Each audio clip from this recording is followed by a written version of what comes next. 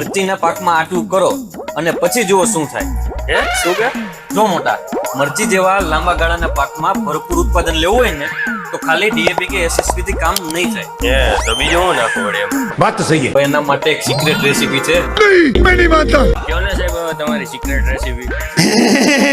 30 kilo DAP જે છોડને આપશે સાચી મજબૂતી, 15 કિલો એમઓપી જે કરશે ગુણવત્તામાં વધારો, ને પીવામ 4 કિલો જે મગને મજબૂત બનાવશે અને સક્રિય કરશે, અને 2 થી 3 ટોલી છાણિયું ખાતર, 100 કિલો લીંબોળીનો ખોળ અને 100 કિલો મચ્છીનું ખાતર જો જમીનમાં આપીએ તો માત્ર ખર્ચો નહીં વધે પણ જમીનનું બંધારણ સુધરશે અને છોડ તણાવ મુક્ત રહી સારામાં સારો વિકાસ કરશે.